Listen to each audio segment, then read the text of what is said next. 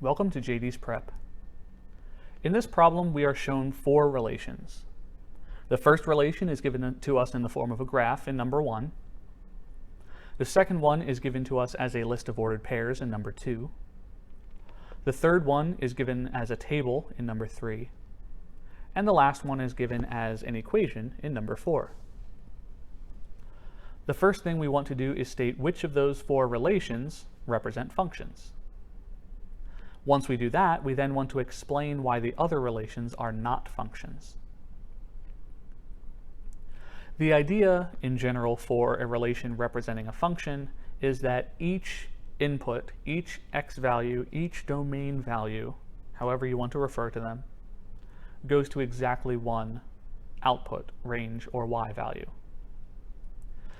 Another way of saying that is that no x value goes to more than one y value.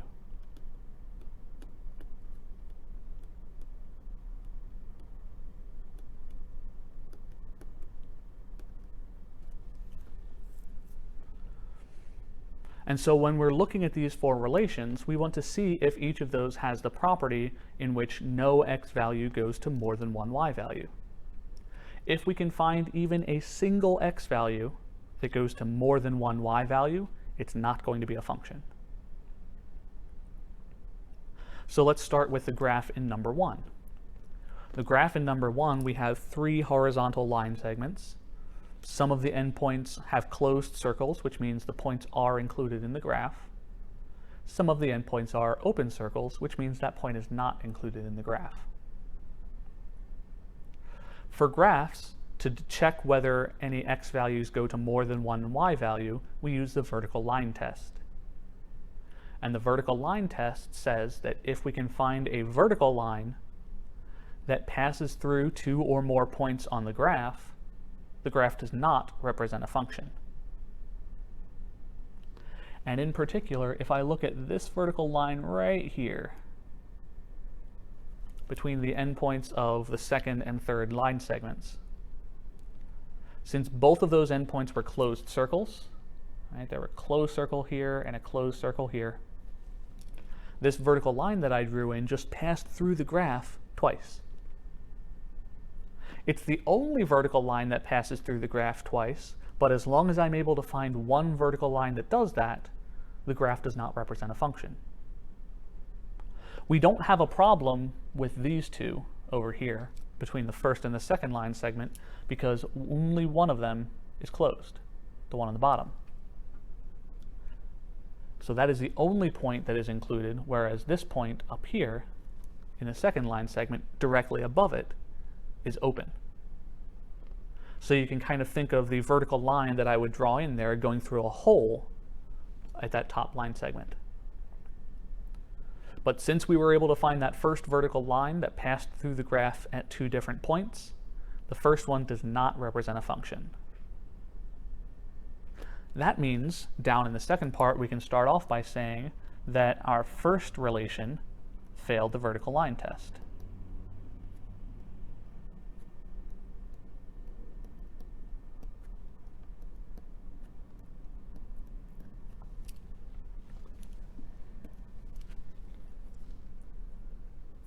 Then let's take a look at the second one. In number 2, we have a list of 5 ordered pairs, 1, 2, 2, 5, 3, 8, 2, negative 5, and 1, negative 2. If I look carefully at these ordered pairs, the first and the last pair, 1, 2, and 1, negative 2, both of those ordered pairs have the same x value of 1, but different y values, 2 and negative 2. And a similar thing is even occurring for the pair 2, 5, and 2, negative 5. They both have the same x value, but 2 different y values.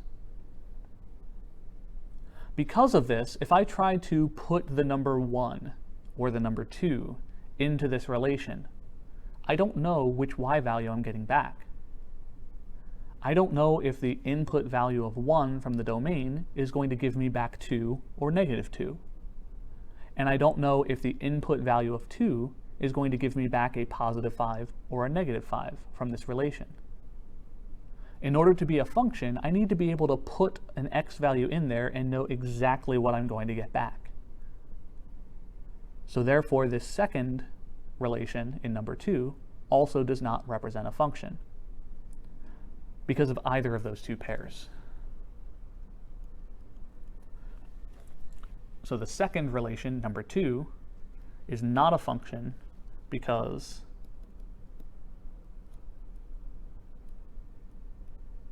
it has a pair of points with the same x and different y.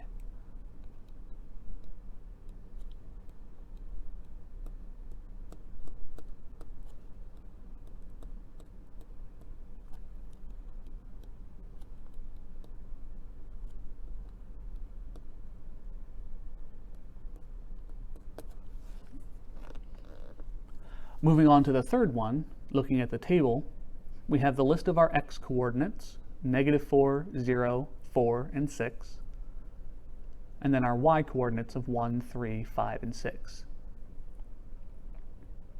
If we look at those x coordinates in this relation, there are no repeats. They are all different from one another. This implies that this relation is going to represent a function. Because if I look at the x value of -4, if I put -4 as an input into this relation, I am exactly going to be getting back the y value of 1. If I put the x value of 0 into this relation, I'm going to get back exactly 3. If I put 4 into this relation, I'm going to get back exactly 5. And if I put 6 into this relation, I'm going to get exactly 6. If I am given a specific x value, I know exactly which y value I'm going to get back as my output. That means that number 3 is going to be a function.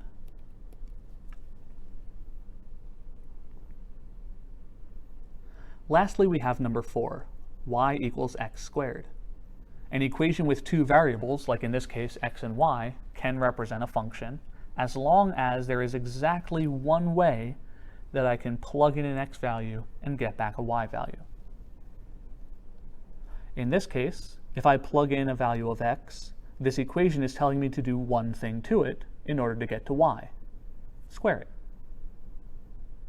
There's only one way that I can square a number, and that's by multiplying it by itself.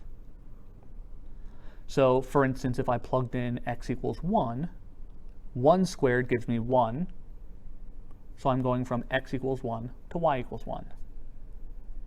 If I plug in x equals 2, there's only one way to square a 2, and that is 2 times 2 giving me 4. So x equals 2 would give me y equals 4. If I plugged in x equals -3, there's only one way to square that, -3 times -3, which would give me +9. And so any x value that I can plug in here, there is only one way to go from x to y, which means this equation is going to represent a function. So both 3 and 4 are functions in this case, whereas 1 fails the vertical line test, and 2 has pairs of points that have the same x coordinate but different y coordinates, which means that those two are not going to represent functions.